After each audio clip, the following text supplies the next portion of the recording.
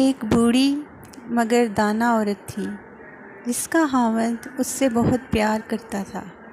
اس عورت سے اس کی خوشیوں بھری زندگی کا راز پوچھا گیا کہ آیا وہ بہت لذیذ کھانا پکاتی ہے یا اس کا خاوند اس کے حسن و جمال پر فرفیتا ہے، یا وہ بہت زیادہ بچے پیدا کرنے والی خاتون ہے، یا پھر اس کی محبت کا کوئی اور راز ہے۔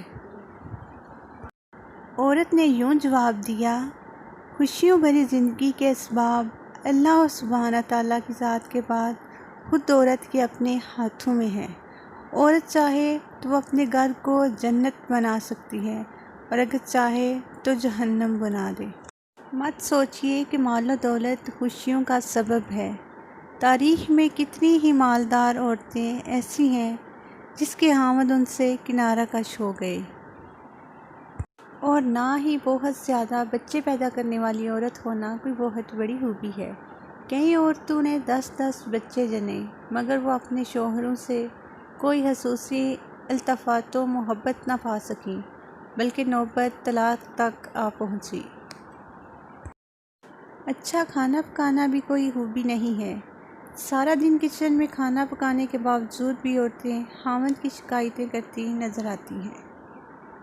تو پھر آپ ہی بتا دیں اس پرسعادت اور مسرت بھری زندگی کا راز، اور آپ اپنے اور خاوند کے درمیان درپیش مسائل و مشکلات سے کس طرح نپٹا کرتی تھیں؟ اس نے جواب دیا، جس وقت میرا خاوند غصے میں آتا، اور بلا شبہ میرا خاوند بہت ہی رزیلہ آدمی تھا، میں ان لمحات میں نہایت احترام کے ساتھ مکمل خاموشی اختیار کر لیا کرتی تھی۔ احترام کے ساتھ خاموشی یعنی آنکھوں سے حقارت اور تنزیہ پن نہ جھلکے۔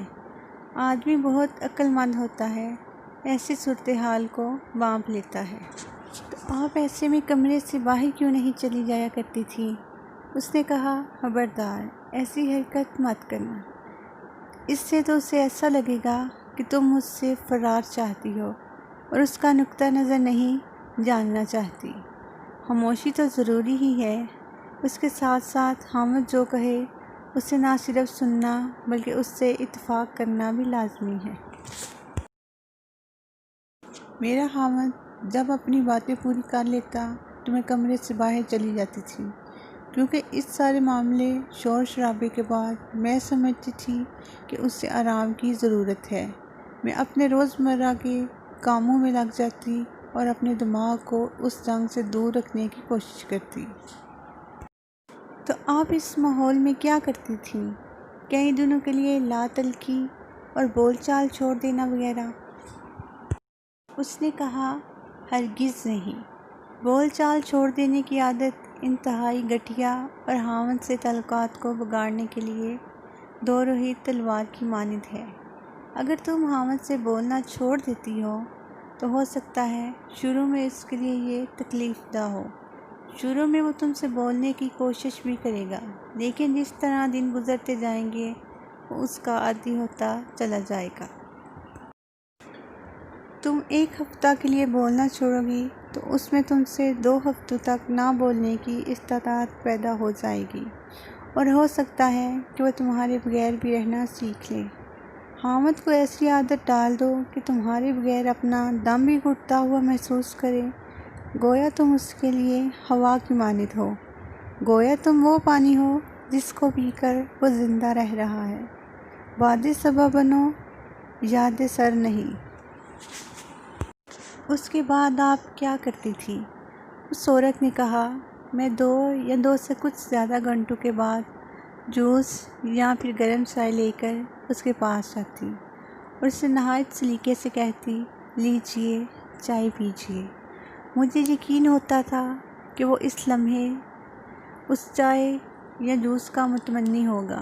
میرا یہ عمل اور اپنے خاوند کے ساتھ گفتگو اس طرح ہوتی تھی کہ گویا ہمارے درمیان کوئی غصے یا لڑائی والی بات سرے سے ہوئی ہی نہیں، جبکہ اب میرا خاوند ہی مجھ سے اصرار کر کے بار بار پوچھ رہا ہوتا تھا، کیا میں اس سے ناراض تو نہیں ہوں؟ میرا ہر بار اسے یہی جواب ہوتا تھا کہ نہیں، میں تو ہرگز ناراض نہیں ہوں۔ اس کے بعد وہ ہمیشہ اپنے درست رویے کی معذرت کرتا اور مجھ سے گھنٹوں پیار بھری باتیں کرتا تھا۔ تو کیا آپ اس کی ان پیار بھری باتوں پر یقین کر لیتی تھی؟ ہاں بالکل، میں جاہل نہیں ہوں کہ میں اپنے خاوند کی ان باتوں پر تو یقین کر لوں جو وہ مجھے غصے میں کہہ ڈالتا ہے، اور ان باتوں کا یقین کیوں نہ کروں جو وہ مجھے محبت اور پرسکون حالت میں کہتا ہے۔ تو پھر آپ کی عزت نفس کہاں گئی؟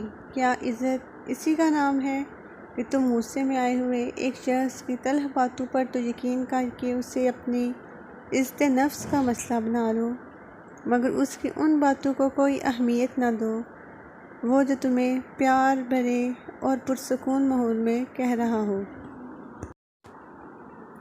میں فوراً ہی اس غصے کی حالت میں دی ہوئی گالیوں اور تلخ و تراش باتوں کو بھلا کر ان کی محبت بھری اور مفید باتوں کو غور سے سنتی تھی۔